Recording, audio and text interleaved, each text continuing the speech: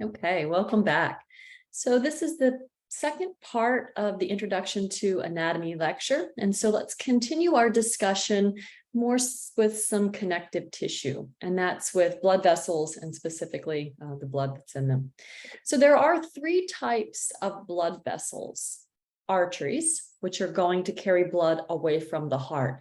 Now, that doesn't necessarily mean that that blood is going to have oxygen-rich red blood cells in them, okay?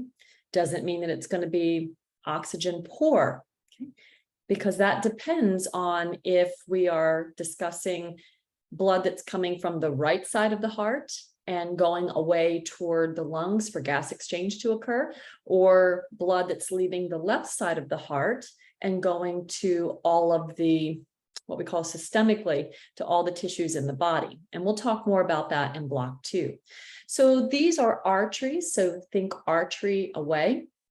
And these go from the largest, which is the aorta, all the way down to the smallest, and these are the arterioles. Now, where do those arterioles go? Well, they take blood into capillary beds. So whether we're talking about capillary beds in the lungs for gas exchange to occur, or capillary beds that's part of the systemic circulation that's taking oxygen-rich blood that's full of nutrients out into the periphery, out into the tissues, these tiny arterioles enter into capillary beds. And we're going to talk more about that in just a moment. I know that you've heard about capillary beds, but it's really important we understand how they work. And so how this gas exchange, nutrient exchange occurs in these very important capillary beds. So the capillaries then are the smallest of the blood vessels. And I got a picture to show you in just a moment. How small are they, I hope you ask? Well, they're so small that our red blood cells have to line up in single file just to get through. On the other side of our capillaries then are our tiny little veins, or the tiniest are called venules. And these are receiving blood from the capillaries, and veins come back toward the heart. Okay, at any one given time, 65% of our blood are in veins. So if we look at this is just kind of, again, very generic, I know. This is showing us the differences between arteries and veins. Now, they do share some common characteristics if you think back in basic biology, and we'll revisit this as we move through our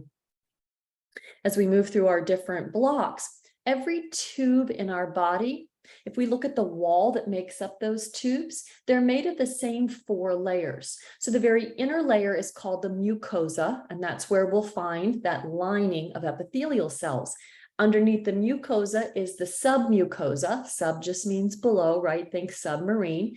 This is where we'll find connective tissue, branches of nerves, branches of vessels. Then we'll find the 3rd layer, which is the muscle layer, the smooth muscle layer, tunica muscularis, and the very outer layer then is called the adventitia or serosa, okay? And that's just this protective outer layer that's made of connective tissue, and that's going to allow for that tube to be anchored to its neighboring structures. Throughout the body, we have these tubes, the gastrointestinal tract, our vasculature, right? Our arteries and veins. We can just say vessels. Reproductive tract, urinary tract, respiratory tract, just to name a few. And we're going to see those same 4 layers in the walls of these tubes. But again, form follows function, so we're going to see some modifications. And that's what we see here. For example, we have that innermost, right, mucosal layer. These are epithelial cells. But we want to make sure that we understand that we're talking about epithelial cells within vessels, within the cardiovascular system. So we call them endothelium or endothelial cells. Okay, we use this term, and when we hear it, we know that we're talking about those specific epithelial cells that line the vessels and also line the chambers of the heart. Here we have then our submucosa. We can also call this the subendothelial layer, okay? And that's specific for our vessels. Part of that then, we have our tunica media, tunica externa. So this tunica media would be similar to that tunica muscularis. And then our tunica externa would be similar to that adventitia or serosa, okay? With our largest of our arteries and veins, do you see these little dots here? These are called vasa vasorum. They have their own little arteries and veins. So blood, even though it's passing through these structures, sometimes the walls, particularly in the arteries, are so thick that we couldn't get the blood from inside the tube diffusing nutrients all the way to the outside. And so they have their own little branches of vessels, vasa vasorum. Arteries have a lot more smooth muscle than veins, and I'll show you a comparison picture in just a moment. It's our arteries that can be under neural influence and also hormonal influence to cause constriction and dilation. We can't do that with our veins. So here's our arteries. They're going to leave the heart and get smaller and smaller and smaller, going out into the tiniest of our capillaries. And then we enter into our veins. They go from smallest to largest. So it's just the opposite. And then we return blood back to the heart. So here's the artery. Here's the vein. Do you see that thick layer of smooth muscle? So we can manipulate that. We can influence that. Here's my tiny capillaries. There's approximately 50,000 miles of capillaries in our bodies.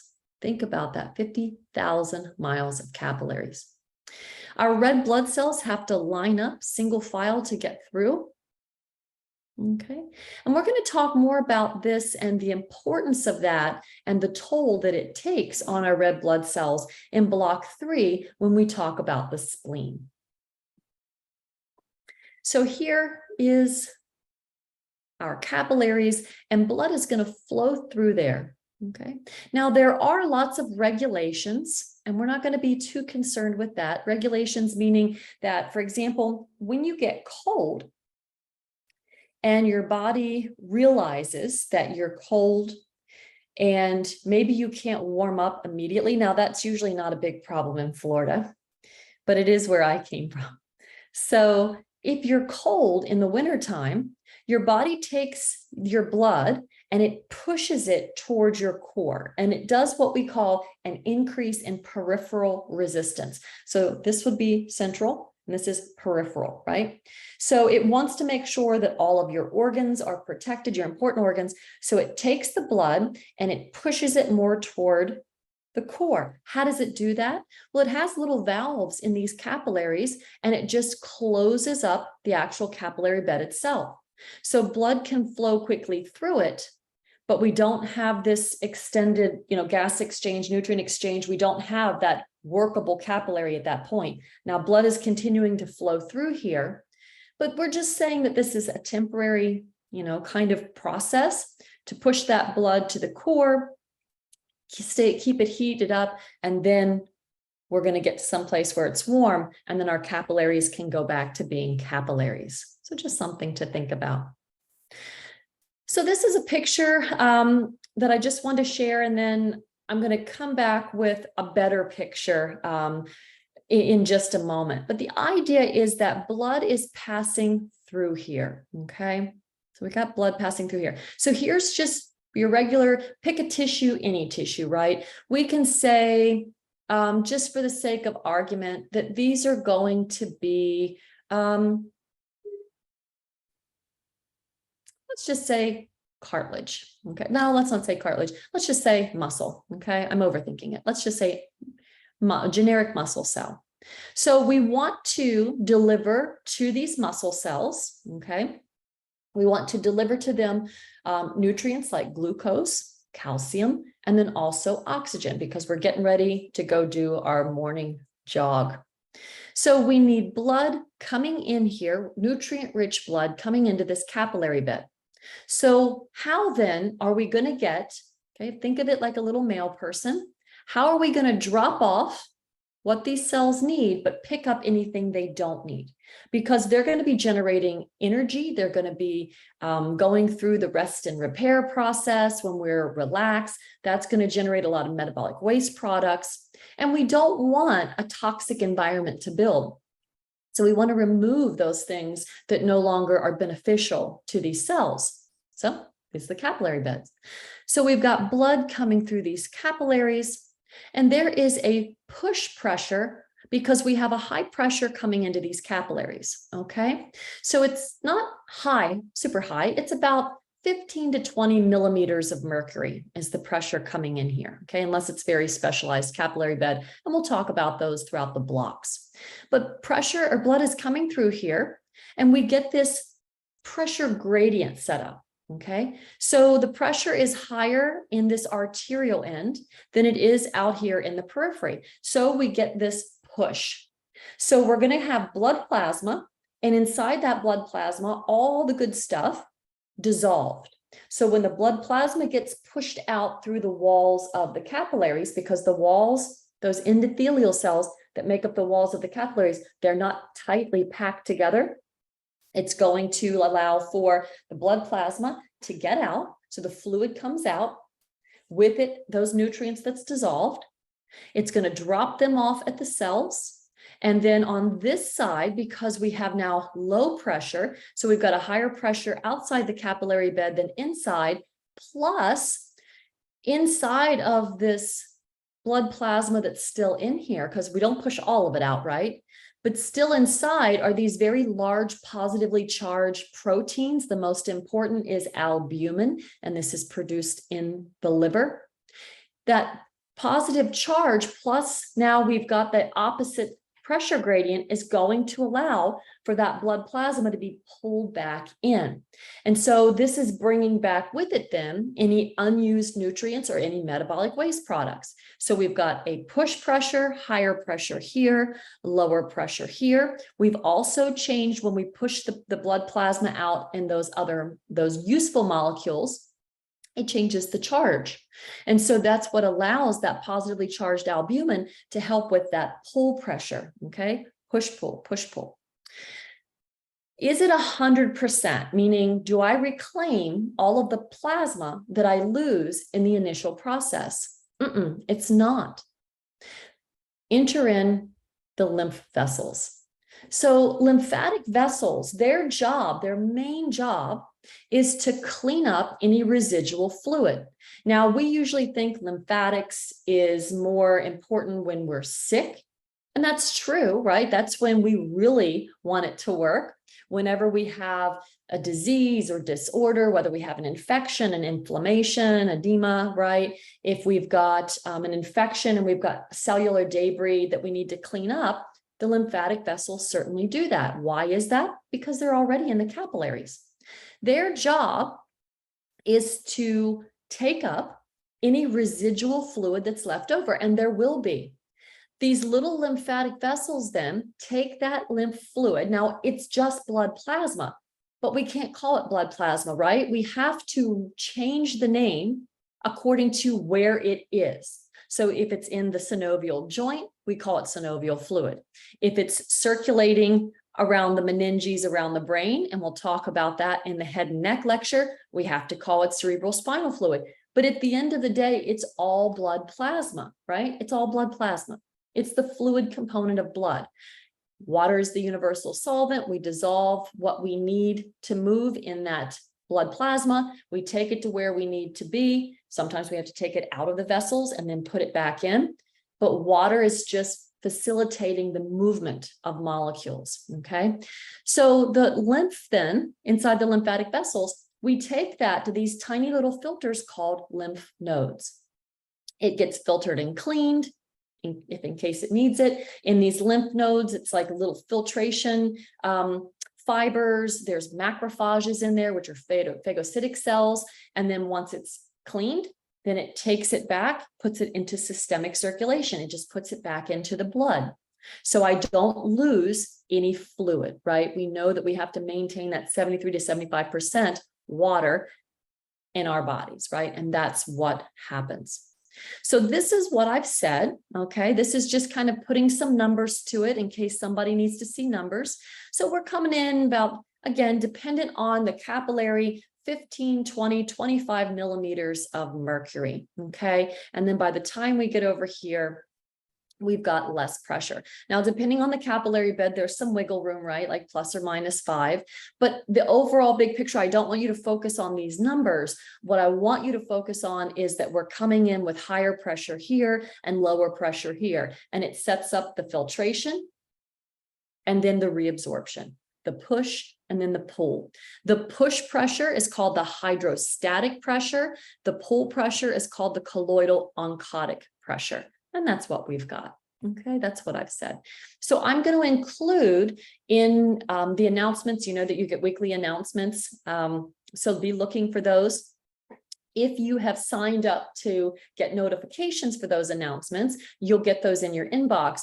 If not, that's totally your choice. You can do so by visiting the dashboard of web courses. And so if you're on your dashboard, if you look over to where your little picture is, icon, your name off to the left, you can scroll down and you can see the word calendar. Choose that, your calendar opens up, and then you can actually choose which classes you want to receive notifications for or updates. That's how you'll get the, hey, you've got an assignment coming up, or when I post a notification, you'll get that.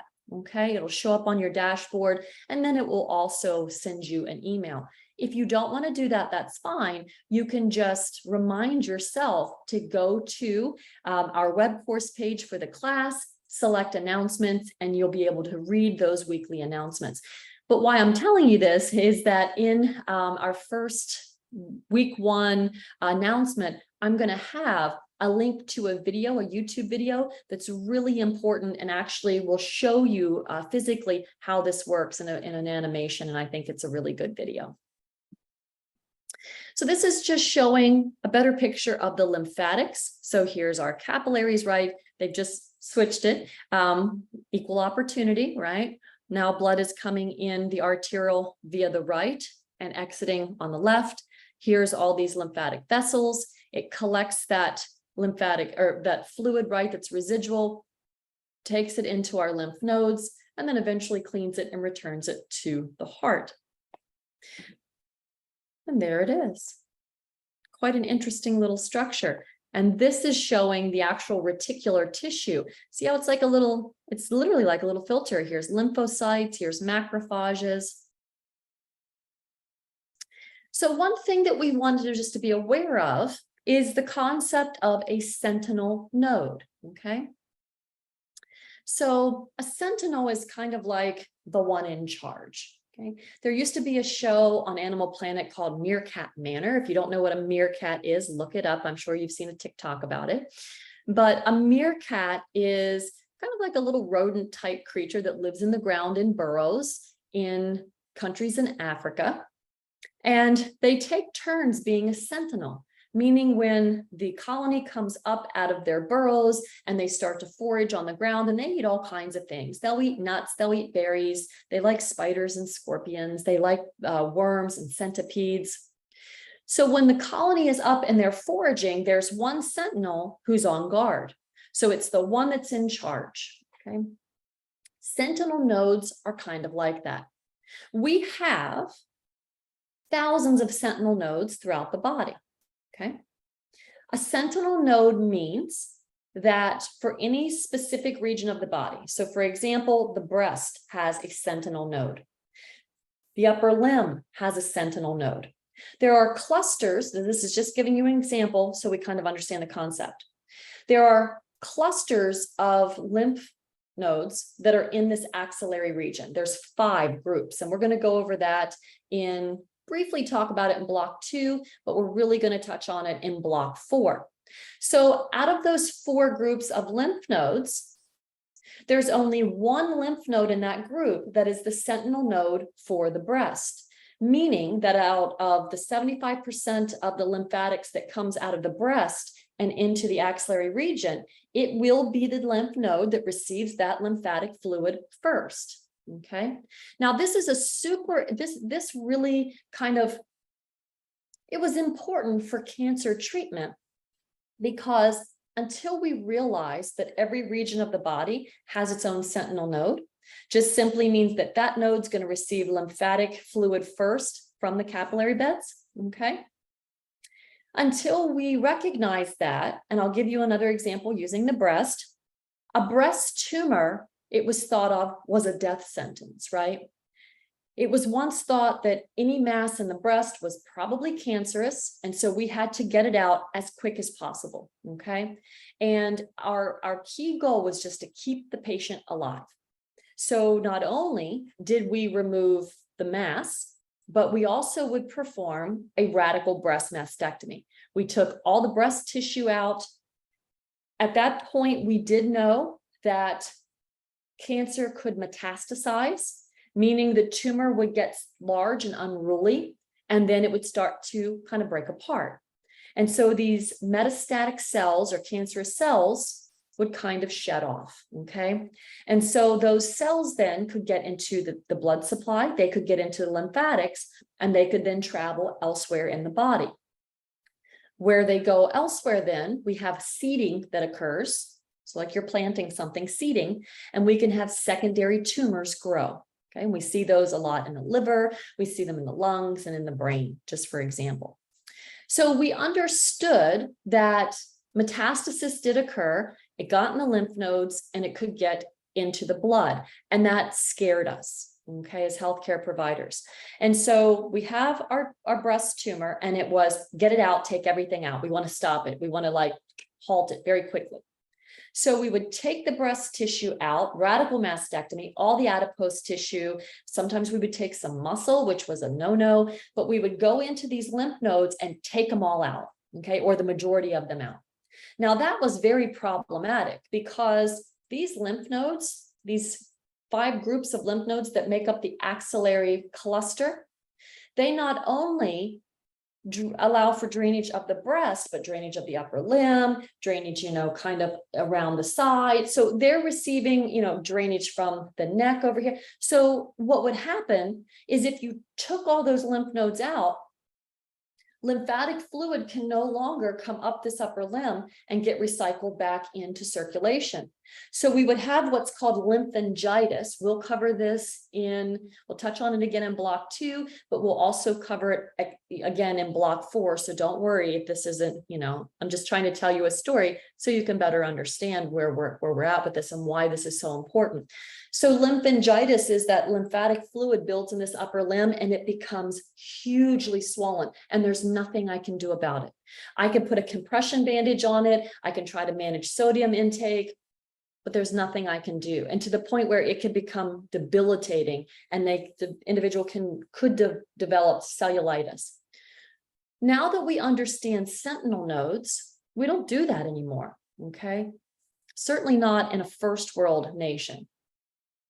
So now that we understand that of the breast drainage, that we have a sentinel node, if we have a metastatic tumor in the breast, we can take some dye and we can inject it around that tumor.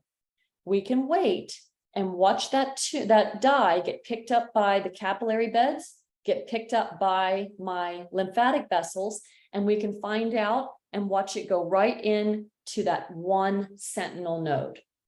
Now we're going to biopsy just that sentinel node. And if there is absolutely no metastatic cells in that sentinel node, we know that metastasis at least hasn't occurred through the lymphatics, and we just leave it alone. Okay, we don't do that radical, let's rip everything out, okay? Because we now know that not only do we want to keep this patient alive, but we have to give them the best quality of life we can. Okay, so that's the reason why a sentinel node is so important. So our face has a sentinel node, or different regions of our face has different sentinel nodes, right? Our lower limbs have sentinel nodes. Our regions of our back has sentinel nodes, and that's what we're seeing here. Okay, so sentinel node. Something interesting about our veins is that, particularly in the limbs, they have valves. Now, the heart is pumping and it's pushing blood out, okay? So it's a stronger pump with push through the arteries, but we need to also get the blood returned through the veins, and there's nothing pulling it, no suction pulling it through. So we rely on skeletal muscles as kind of this pumping mechanism.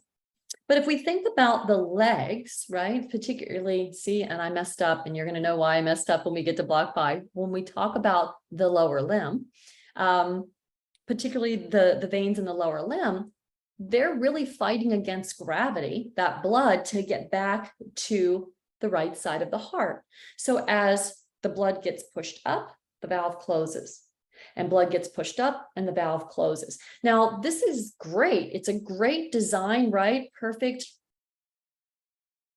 And we only see this to prevent backflow of blood in veins, specifically in the leg. We can see them in the upper limb as well. See, I did it again, the lower limb. But we can also see them in the upper limb as well, not in the veins of the thorax of the abdominal cavity, because we don't need them. But the consequence to this is if I get blood backing up around the valves, this can cause a condition that is varicose veins. And I know that you've seen those and heard about those. And so with varicose veins, they are treatable. We just go in and we just take out the valves. Okay. Now, one thing that I want to talk about in regards to unfortunately, a common pathology that we see, and it's a condition with arteries, is atherosclerosis. Now, this is a plaque buildup, and that plaque is made up of a lot of lipid. So there's some other things in there. There's some calcium, some cellular debris, but a lot of lipid. And when these macrophages come in and they try to ingest these cells, they're transformed into foam cells. And this is incorporated, and collectively we call it a plaque. Now, it's not like a clogged pipe in your home, okay? It doesn't build here in the lumen. And this is super duper important. This is in bold for a reason. Please make sure you put this in your notes. That plaque finds a way to get behind the endothelial cells. Do you see this? And it builds within the wall, not in the lumen, not like a clogged pipe in your home, but in the wall. And it builds more and more and more, and it pushes that wall into the lumen. And so it decreases the actual diameter. Now, not only that, it causes a localized inflammation and eventually damages the endothelium and causes cellular necrosis. So as we decrease, okay, so this should be my lumen, and then the plaque builds up and it starts to push, maybe this way then, right? Starts to push into that lumen and it closes it off. It causes a localized increase in blood pressure. It's like putting your thumb over the end of a garden hose. That's forcing the blood through this closed off area or closing area with a higher pressure. And just that sheer pressure can cause those endothelial cells to rupture. And now this can lead to a blood clot or a thrombosis. So this can go from like bad to worse very quickly. Now, several things we understand about atherosclerosis. Individuals can be predisposed, so there's a genetic component to it, but it also a lot has to do with diet. Okay. So what vessels are more prone for this? Well, it's arteries. So the carotid arteries, and we're going to talk more about how this can lead to an ischemic stroke in the head and neck lecture. So the carotid arteries in the neck, the coronary arteries around the heart, it's how they can get clogged and they can prevent blood flow, and that can lead to a myocardial infarction or a heart attack. We can also see this in a lot of other arterioles, so smaller arterioles. We can see it in the femoral arteries in the thigh. So a lot of places, and it can cause a decrease in blood flow, and then it could possibly lead to damage to the endothelial cells that would form a blood clot. Okay, so just something to think about. So I'm going to get a drink and then we're going to talk. We're going to move away from connective tissue and talk about muscle. So there are 3 types of muscle in the body. That's going to be skeletal muscle, it's going to be smooth muscle, and also cardiac muscle. So 40 to 50% of our total body weight is due to muscle. Muscle helps with movement. It helps with communication. You see, I talk with my hands, all the muscles it's moving to allow me to speak. 85%, of our body heat is generated by thermogenesis. Muscle, what do you do when you're cold? You shiver. What happens when you go out and you run and you get active and your muscles start to contract and relax and contract and relax? Our temperature goes up. Didn't you ever wonder why? Even on a cold day, which we get these very rarely in Florida, even on a cold day when we're being active, we sweat because thermogenesis. Muscles help us maintain posture, and they are involved in every system of the body. Remember what I talked about in the walls of those tubes? Smooth muscle, skeletal muscle, everywhere, right? Cardiac muscle in the heart, everywhere. So there's some terminology that we have to be aware of, and this is going to be super important for our understanding also of the neuromuscular junction. And this is where the neuron talks to the muscle and tells it to move. So when we say muscle cell, this is interchangeable with the term muscle fiber. So a muscle fiber is a muscle cell. Cytoplasm, so this is that fluid component within a cell. So think back about basic cell bio. In a muscle cell, we call it sarcoplasm. And when we have the muscle fiber membrane, or specifically the phospholipid bilayer, right, which is just a cellular membrane, on a muscle fiber, we call it a sarcolemma. So when you see sarcoplasm, sarcolemma, sarco is telling us that it's referring specifically to a muscle cell, an individual muscle cell.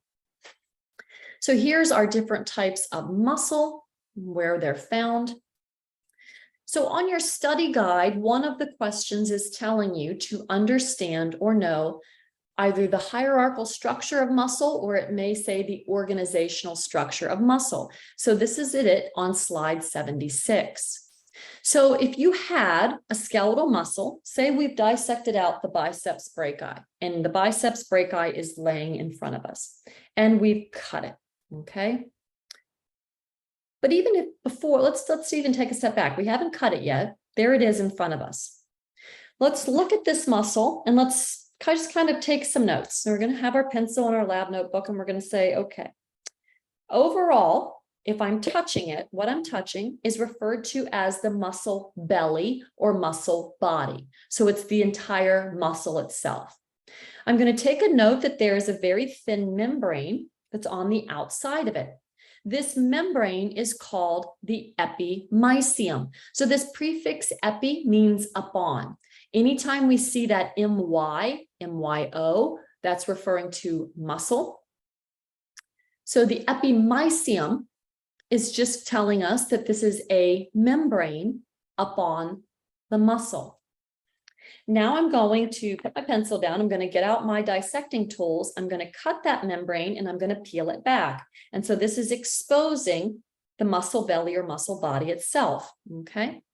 So now I'm going to cut the muscle in half, and I'm going to turn it around and I'm going to look at it like this. And I'm going to notice, number one, that there's lots of veins and arteries in there. See these little blue and red dots here, blue and red dots here? Those are all blood vessels. And that's a good thing. This muscle needs a lot of oxygen, needs a lot of nutrients, needs a lot of calcium, and it produces a lot of metabolic waste products. So I need a lot of capillary beds throughout this sucker. That's a good thing. The first thing I notice is that there's these little white lines here, and it kind of separates this entire muscle into these little, looks like little circular groups here, right? Here's one, here's one, here's one. If I was to dissect that, I would see that these are actually little bundles, and these are called fascicles, okay? So this fascicle is actually a bundle of muscle fibers. Okay, so think of it like this. You've got 50 colored pencils, and you wrap this sheet of plastic around them to bind those colored pencils all together. When they're all together and wrapped in that plastic, that's a fascicle. So that's what our fascicle is. That plastic wrap is called perimysium. Okay, it's just another membrane. There it is. Now, if I cut that perimysium and I peeled it back, all of these individual muscle fibers would be loose then. So if going back to the colored pencil visual reference, if I cut that plastic wrap on the outside, out spills all my colored pencils. Now, if I pick up an individual colored pencil, and if we liken it back here, I pick up an individual muscle fiber, I can see that it also has its own membrane on the outside, and this is called the endomysium. If I took my scalpel and my forceps and I cut that endomysium and I peeled it away, now I'm finally exposing that individual muscle cell. I'll see that, like all other cells, there is my plasma cell membrane, which I know in this muscle is called a sarcolemma. And that's the level that we end with here. If we went further, we would see that there are myofibrils in here, and those are what make up where we'll find the contracting units of the actual muscle itself. But for us, for human anatomy, that's a physiology. For human anatomy, we're going to stop right here at muscle fibers. Now, when a nerve talks to a muscle and tells it to move, a nerve coming into a muscle and telling it to move, this is referred to as an innervation. So later on, I'm going to ask you, know the innervation of such and such muscles. That just means be able to tell me the name of that nerve that's telling that muscle to move. It doesn't just tell the muscle to move. When a nerve comes close to skeletal muscle, it branches. Sometimes it branches into 10, 100, 1,000 different branches.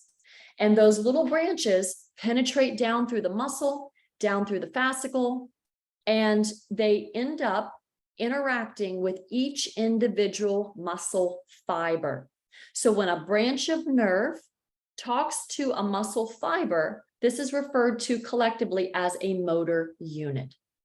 Now, I want you to notice that this endomysium, this perimysium, and the endomysium, it doesn't stop when the actual muscle itself stops.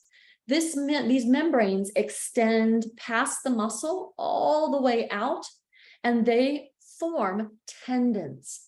So here is a tendon here. And then if we continued and we didn't cut this muscle in half, we'd see that there's a tendon on this side as well. These are anchoring points, and we see these in skeletal muscle, and every skeletal muscle has anchoring points.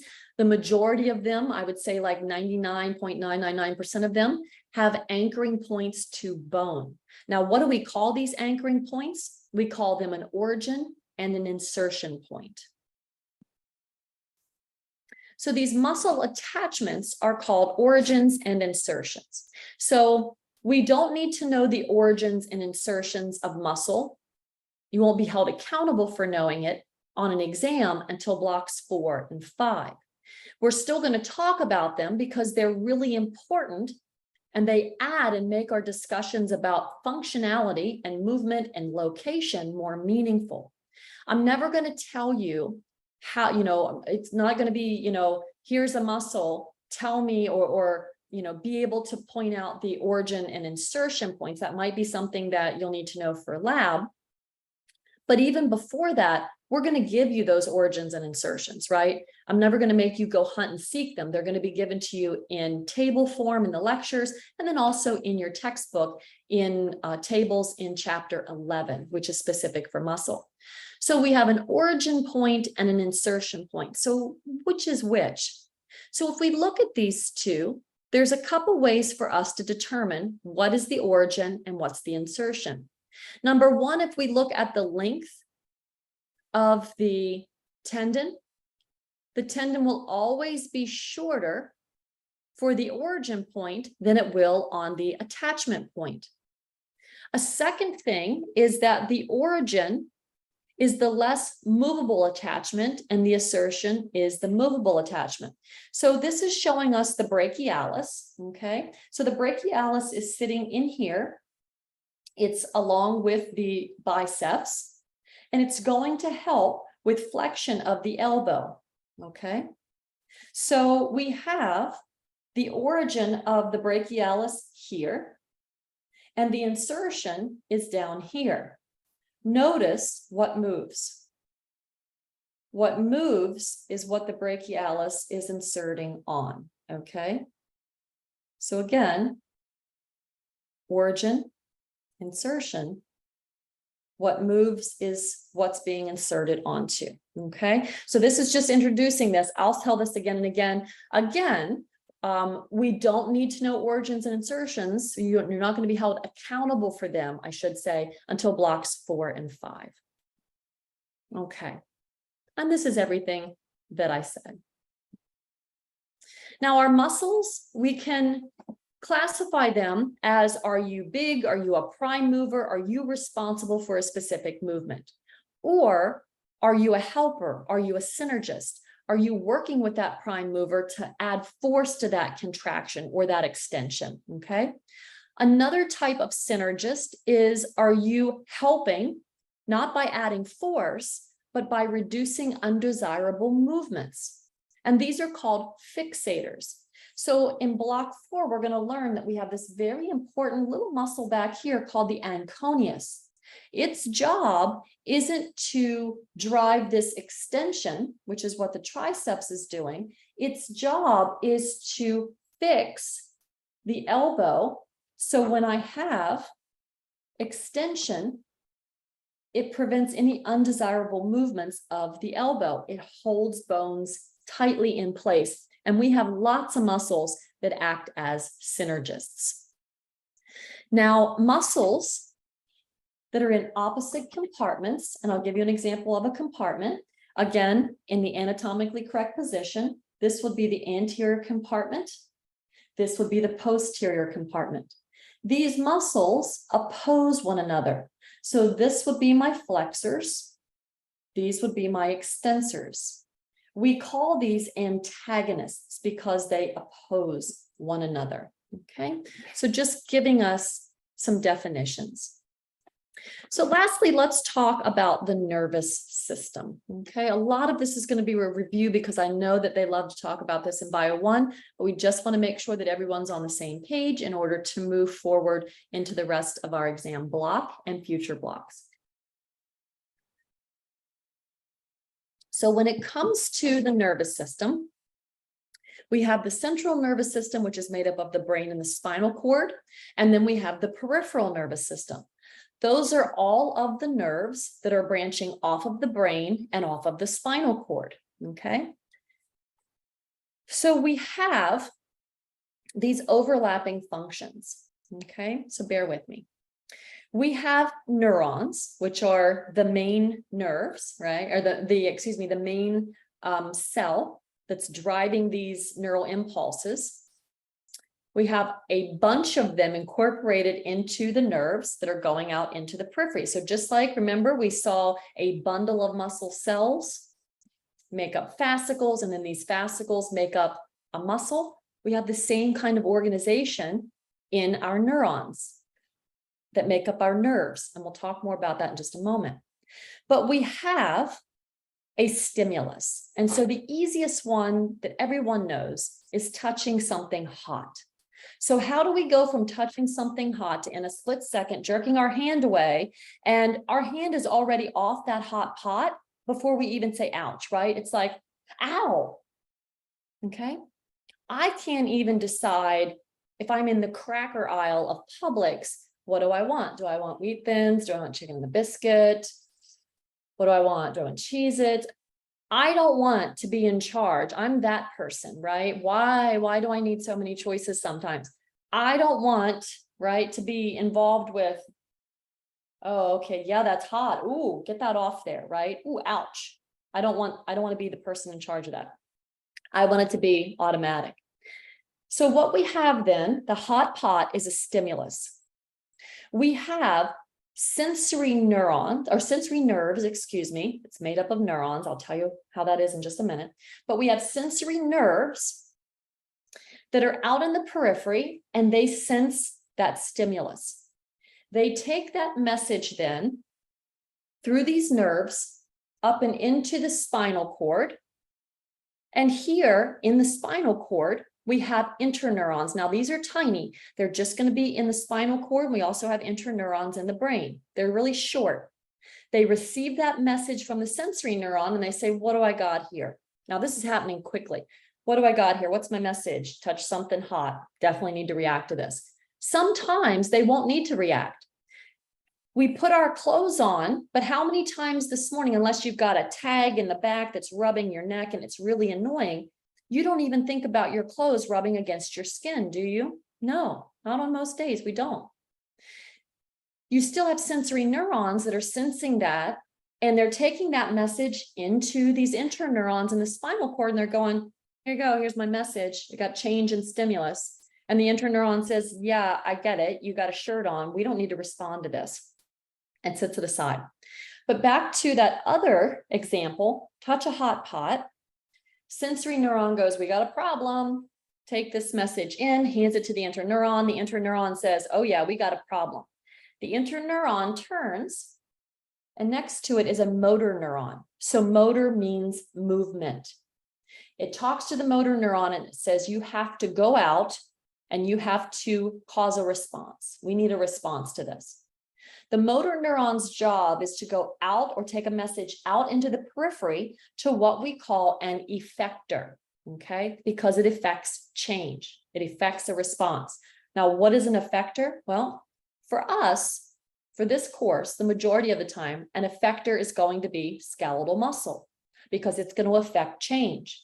What else can be an effector? Well, a gland, a sweat gland. If I'm hot and I need to affect change, that motor neuron is going to talk to the sweat gland, cause it to secrete sweat. So I can have evaporation occur and I can cool off. Hot pot, I touch it, sensory neuron, message to the interneuron.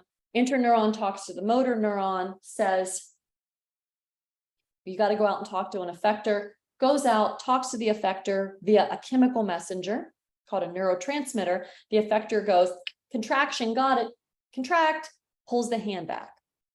That's a reflex arc. And that happens all the time.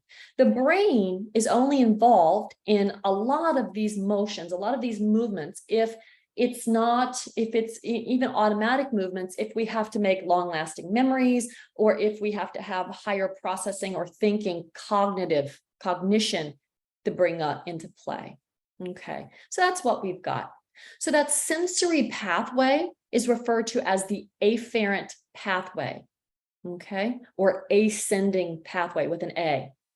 When I'm going from the periphery to the central nervous system. From the central nervous system back into the periphery then, this is the efferent pathway or descending pathway, okay? Now this is showing a much more benign example, right? I'm thirsty, I see my cup. Same thing, I affected change, right? I chose to go for the more dramatic touching something hot. So our divisions then of our nervous system is either central or peripheral, as we just said. And this is what we've got. You're either the brain or the spinal cord, or you're branching off of it. Now on the brain, and we're going to talk all about our 12 pairs of cranial nerves in the head and neck. We'll go through each one. On our brain, we have 12 pairs of cranial nerves. There are pairs, okay? All of our nerves are pairs. We're a mirror image when it comes to the nervous system, okay? Or darn close to it. Darn tootin' close to it. 10 of the 12 pairs originate from a part of the brain called the brainstem. And again, this is covered all in the head and neck, so you don't have to worry about it.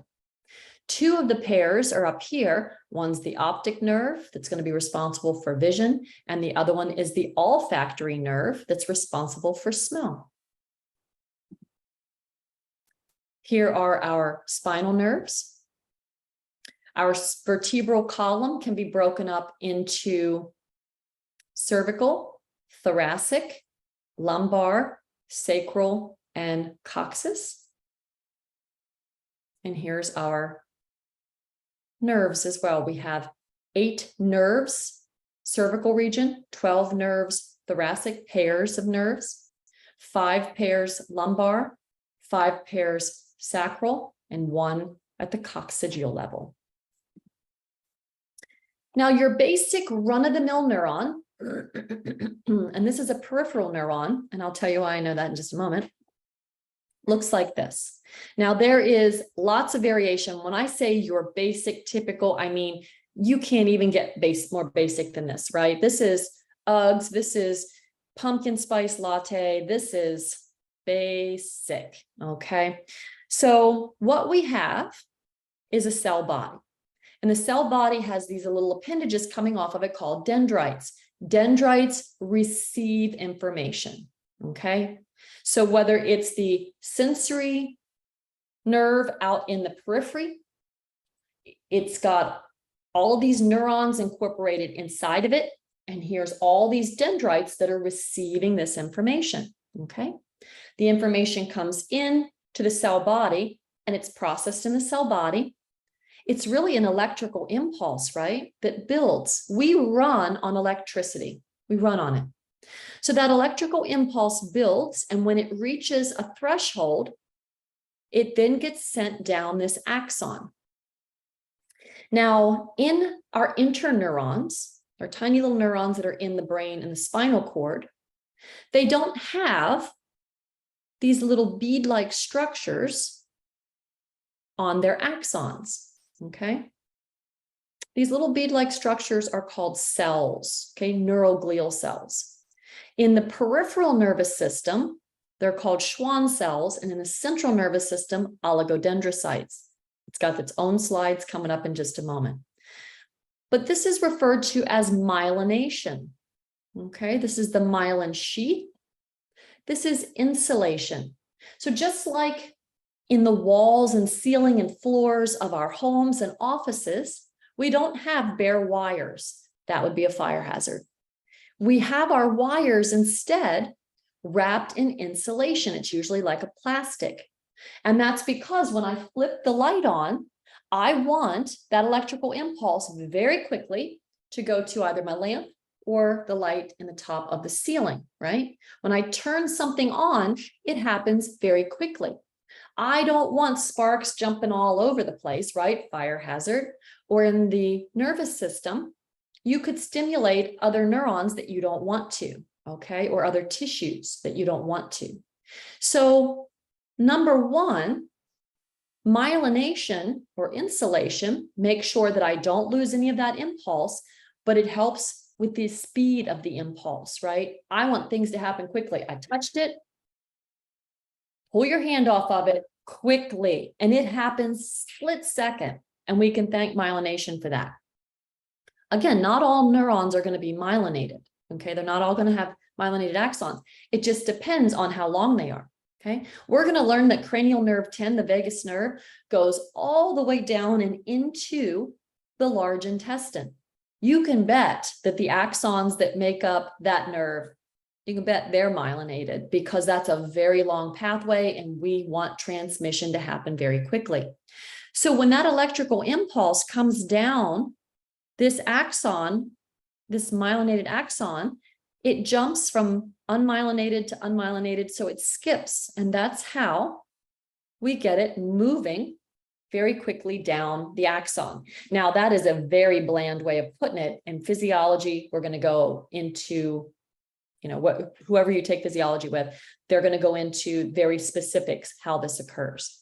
But that impulse then, that electrical impulse or action potential is going to come down this axon and into this terminal bouton region, okay? And so here is where I have these secretory granules. So this means I've got little packages of neurotransmitter. So we've got lots of different neurotransmitters. We've got different neurotransmitters in the brain. We've got some neurotransmitters that are stimulatory, some that are inhibitory. When it comes to muscle contraction, it's always going to be the same. If we're stimulating a muscle contraction, it's going to be acetylcholine or ACH. And I've got that written on a slide coming up for you. So that's what we have. So this is your general, very general, typical neuron. And this is just putting it into order then. So to classify our neurons through functionality, we've got our sensory, our interneurons, and our motor neurons. But we can also classify them. So this is just going over all the things that I said, okay? So that was, again, functional classification, how they're incorporated in the reflex arcs. Okay. And here's walking it through that 5 steps that I already went through. And there's your explanation of your reflex arcs. I told you it's usually written for you. Okay. But we can also do a structural classification. So what we just saw was a multipolar neuron. These are mostly found in the central nervous system. Okay. And they can be found in the peripheral nervous system, but mostly found in the central nervous system. They're multipolar because they possess more than 2 processes. Okay. So numerous dendrites, 1 axon. Collectively, that is more than 2 processes. Then we come to bipolar. These are very rare. They're going to be found in special sensory organs. And in the head and neck lecture, I'm going to show you what they look like in the retina. These are very rare, and they possess 2 processes. Okay, so these aren't dendrites. These are branches on the terminal end. We don't count those as processes. Here we have a sensory receptor and an axon. Okay, that's 2 processes. Here, more than like a lot of dendrites, right? And 1 axon. Again, we don't pay attention to this. And then we've got unipolar. So these are mostly found in the peripheral nervous system. They don't have, notice, any dendrites, and they have that single axon. We can get some really funky looking things over here, like this pseudo-unipolar.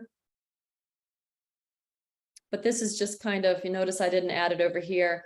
We're going to save that discussion for neuroanatomy or clinical neuroscience if you choose to take those courses. So those are your neurons. Those are your main player cells. But what about your helper cells? Because these neurons, they can't do it all by themselves. They might think they can, but they can't. They need help. So help comes in the form of neuroglial cells. So on your study guide, it probably says, know the different types of neuroglial cells, their function, and where to find them. And that's on these slides here. In the central nervous system, the most abundant type of glial cell, neuroglial cell, are astrocytes. So these can do a variety of things. And interestingly, we'll talk about this in the head and neck. They play a very important role by helping form the blood-brain barrier. Okay, so super important. Microglial cells. Microglial cells are defensive cells in the CNS. We're going to learn more about the brain in the head and neck, but neural tissue, very dramatic tissue, doesn't play well with others, doesn't like to be around red blood cells or white blood cells. How dramatic is it when it comes into contact with red blood cells and white blood cells? Usually dies, right? Almost always. Doesn't like big positively charged proteins. So we have to make sure that we're very selective with the blood plasma and nutrients, molecules that are allowed to come into direct contact with neurons and neuroglial cells. The immune system isn't allowed in the central nervous system. It's not, because there are a lot of potentially dangerous cells. So the central nervous system has to have its own cells to take care of things like invading microorganisms or dead neurons. Enter in our microglial cells. These are the macrophages of the central nervous system. Another type of cell that we're going to talk about, and we'll talk about this in the head and neck, are ependymal cells or ependymal cells.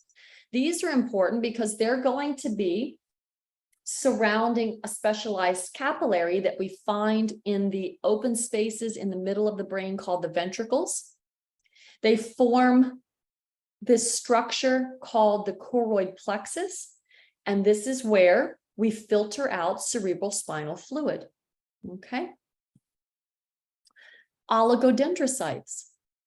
So the oligodendrocytes, it looks very Star Wars like, right? Maybe just because, I don't know, Star Wars is one of my favorites. So what you can't see are there's these axons that are running through here.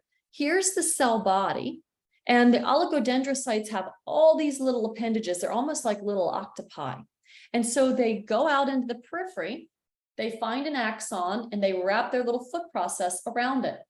So one oligodendrocyte isn't in charge of myelinating one single neuron. They might myelinate or be participating in myelinating 10 neurons, okay? Just one little portion, just like this. They wrap around, okay? And so they help form that myelin sheath in the neurons in the central nervous system. Moving to the peripheral cells then, or peripheral nervous system, excuse me. We have Schwann cells. Those are easy. They're individual little cells that wrap around a specific part of the axon and form the myelin sheath. We also have satellite cells, and these surround neuronal cell bodies, and they're going to help with nutrient exchange. Okay, so those are your types of cells that you need. Let's talk and just remind ourselves about hierarchical structure or organizational structure. It's the same thing that we saw with the muscle. Collectively, let's say that we've dissected out, let's say the sciatic. No, let's say the vagus nerve, cranial nerve 10. We've dissected it out. It's laying in front of us. If we're touching the outside, okay, what we're touching is the very outer membrane called the epineurium, similar to the epimysium. What we're touching is the nerve body or the nerve. If we cut the epineurium and we pulled it back, guess what comes out? Fascicles. Fascicles are bundles of axons. How did we liken this, or how is this similar to the muscle? Well, we had bundles of individual cell or muscle fibers that were bundled in fascicles. Same thing here. If we take out an individual fascicle and we find that it's got a membrane on it, this membrane is called the perineurium. We cut that and out spills out all of our axons. They're going to be myelinated, but on the outside of those is endoneurium, just like with our individual muscle fibers. And so that's what we've got. Same structure, and we've got our blood vessels inside as well. Okay. And so that's what we have. So we can take our nervous system. You're either the brain and the spinal cord, or you're the nerves branching off. Check. We can take our peripheral nervous system, and the first, so we're going to go all these subdivisions, right? So peripheral nervous system, you're either sensory, so you're afferent, receiving information and bringing it to the central nervous system, or you're motor. You are being told what to do by the interneuron, right? The interneuron, and you are then going out into the periphery to affect change. Now, in regards to a motor neuron, you're either responding by being told automatically what to do, so that's part of the autonomic nervous system, or you're being told what to do and you're moving voluntarily, okay? So my hand touching that hot pan, That motor neuron that's going out and affecting that change, that's involuntary. What else is involuntary? Cardiac impulses, involuntary. Smooth muscle. Okay, I'm not sitting here going, I don't know, I'm bored. Maybe I'll just dilate my arteries. Yeah, let me just go ahead and dilate my arteries. I can't do that, right? Or I can't say, you know, it's getting warm in here. I'm going to go ahead and sweat. I'm going to go ahead and cause my, you know, I'm going to purposefully make my glands produce sweat. So I'll go ahead and just cool off. I'm not even going to wait to get hot. I'm just going to go ahead and do that. That's not what happens. That's involuntary. What's voluntary is conduction to skeletal muscle, like this. I saw my water, all these movements, voluntary, okay? So voluntary is somatic, involuntary is autonomic. Think automatic. We can further take this autonomic nervous system and we can finally branch it into a subdivision. And you've heard of these before. You may not have heard of them as sympathetic or parasympathetic, but I bet you've heard of them as fight or flight and rest and repair. You don't will your body to go into an energy conserving housekeeping mode, okay? You are just chilling out, watching your favorite show, or just kind of relaxing and reading a book after a big meal, or maybe you're taking a nap, maybe you're asleep, and you're not consciously telling yourself, okay, I'm going to rest and repair now. So do your thing, right? You don't do that. Your body takes over and says, you concentrate over here, right? You're in rest and repair or rest and digest, and your organs are just doing their thing. Sympathetic is fight or flight, whereas parasympathetic is stimulatory. These organs, we have active movements, we have secretomotor function, meaning we're producing mucus, we're doing active things. Sympathetic, that gets shut down. It's inhibitory, it's fight or flight. And we are always in one of these two subdivisions, always. Think about when you're driving to school or driving to work, you're singing your favorite song, maybe you're like me and you're listening to audibles, you're into your story, and all of a sudden, if I'm on campus, somebody on one of those little scooters, not paying attention to what they're doing, they're just cutting across the parking lot, zip, right in front of you. What happens? What do? You hit the brakes, right? You do that, and it feels like your internal organs jump up in your throat and your core, your body gets warm. That's an adrenaline dump. Your body doesn't recognize, you know, that heightened state of anxiety as somebody jumped in front of me. It doesn't recognize it any differently than I've got a grizzly bear chasing me, or any different than, oh my gosh, I think I failed my exam. That's all fight or flight. It goes from a rest and repair, fight or flight immediately. Okay, as long as you didn't hit the person that drove in front of you on the scooter, right? You may have some choice words that you might think or express verbally, but within 30 seconds, you're back to finding a parking place and you're listening to your audibles, or maybe you're singing your song again, and then you park and you get out and you're fine. That's how quickly we can move from parasympathetic to sympathetic, fight or flight, rest and repair. And we bounce back and forth between those two subdivisions all day long, okay? And some fight or flight is smaller than others, right? But it's still that same stimulation of sympathetic nerve division, okay? And we'll talk all about this as we're moving through the blocks, particularly in block 2, when we talk about respiration and the cardiovascular system. We'll revisit a lot of this, and especially in our discussion with the brain as well.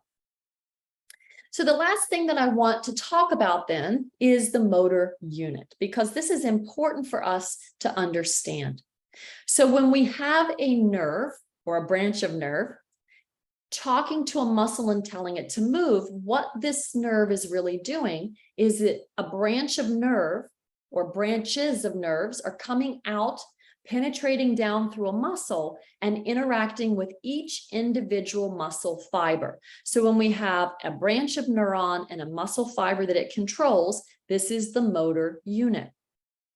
Now, depending on how delicate and precise the movement is, we will have a smaller neuron, branch of neuron, or neuron to muscle fiber ratio, okay? So one neuron may have 10 branches, or one neuron may have 150 branches, or maybe 2,000 branches. And that's going to be for maybe a big muscle contraction, like my quadriceps when I'm kicking a soccer ball, okay? In regards to maybe fine motor control of my fingers, like picking up something like, you know, this pencil, or maybe a dime, or the movements of my eyes, now I'm going to maybe have one neuron, 2, 3, maybe branches of that neuron, okay? And that's it. But either way, where the branch of neuron is talking to the muscle cell and telling it to move, this is called the neuromuscular junction. And that neuron is not directly connected to that muscle fiber or branch of neuron. It's not. It's actually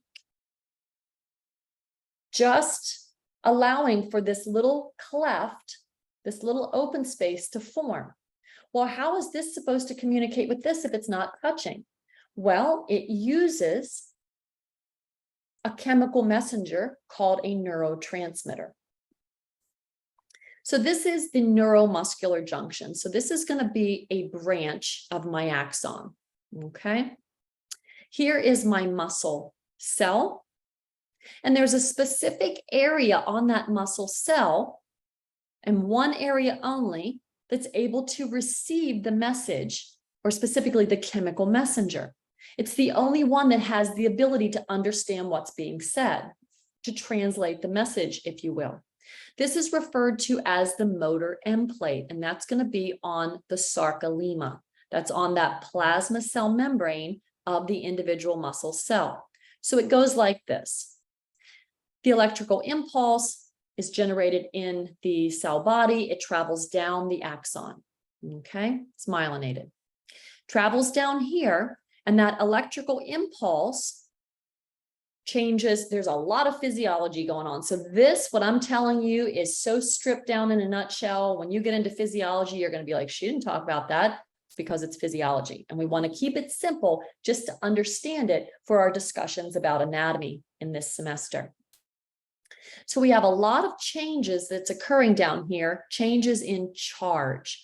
And those changes in charge is going to allow for these tiny little packages of neurotransmitter to be taken to the very edge or the very end of this membrane on the branch of neuron, and it's released.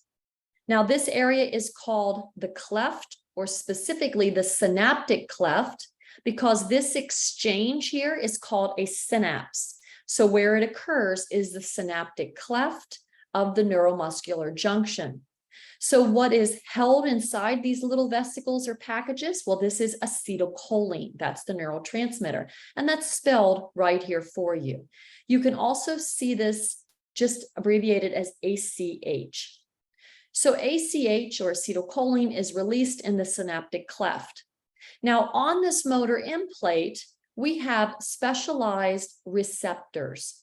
So think about, you have a key that fits in a very specific lock, and when you turn the key in the lock, something opens, or you think about your car, it starts, okay? Same thing here. This acetylcholine is a very specific key, and we call this a ligand, L-I-G-A-N-D. That key binds to its specific lock, and in this case, it's going to be a receptor. And when it's attached, it can then turn on the process that generates an action potential, electricity, and sends it down that sarcolemma, that muscle fiber. So it's going to send it down the plasma cell membrane and then penetrate deep down into that muscle cell. It causes changes to occur, and the end result Again, a lot of physiology happening here, but the end result is I have muscle contraction. Now, how do I get the muscle contraction to stop? Well, I have to take the key out of the lock. So what happens is this goes from depositing to reuptake. So it's like a little vacuum cleaner. We have reuptake. And so all of this unbound acetylcholine is taken back up and restored, right? Beautiful. Reduce, reuse, recycle, right? Save the planet. We will have some left over here. And now we need help by what's called acetylcholine esterase. So anytime you see this suffix esterase, this is an enzyme that breaks molecules down. And what is preceding that esterase is telling you what molecule it targets. So acetylcholine esterase, it targets acetylcholine. It attaches to it, it breaks it down, and it's no longer biologically active. Once that is all cleared and broken down, and we no longer have it bound to its receptor, the muscle contraction stops. Now let's think about how quick that happens. Watch my finger. See that? These are all movements. And these are all, again, driving here, right? We're going to find out that we've got all of our finger flexors or digit flexors here. All of our extensors are here. And then we have these very long tendons that run out and insert onto these phalanges or bones. So contractions are being driven here. But you see, right? Contract, stop, contract, contract. This is happening so quickly that we're going through this process. Acetylcholine, reuptake. Acetylcholine, reuptake, right? Deposit, reuptake. This is the neuromuscular junction. I'll also post in the same announcement that I posted the short video about the capillary bed. I'll put a video in there about the neuromuscular junction too. Sometimes I can explain it, and unless you're actually seeing it work, it just doesn't click, and that's okay. And this is also, there's a little blurb about this in your book. But this is super important because we can have disease and disorder where we disrupt this. And we'll talk more about this later. But for example, if we have, there's an autoimmune disorder called myasthenia gravis. And with myasthenia gravis, it's autoimmune. Your body recognizes, unfortunately, these acetylcholine receptors as not self. And so it starts to destroy them, starts to tear them down. If we don't have any receptors on this motor end plate, there's nothing for the acetylcholine to bind to. And so as it's in the process of breaking them down, muscle contractions will get weaker and weaker and weaker until when we lose all of our acetylcholine receptors, there's no more muscle contraction. This is very problematic in muscles, specifically like the thoracic diaphragm, that drives respiration. If that diaphragm isn't working, I don't breathe. And so that condition can be, it can progress and be incompatible with life. But understanding this is super important for understanding that disease. Okay, so it's just something to think about. So this is the neuromuscular junction. So with that, that's the end of part 2 of the introduction to anatomy. I know that some of this is probably a review, so thanks for bearing with me and going through it just to have a refresher. If it wasn't a review of some of this stuff, you're thinking, oh gosh, I don't remember that. It's okay. We just went over it, and I'll continue to go over it little by little as we go into each and every block where we're actually applying this material. See you next lecture.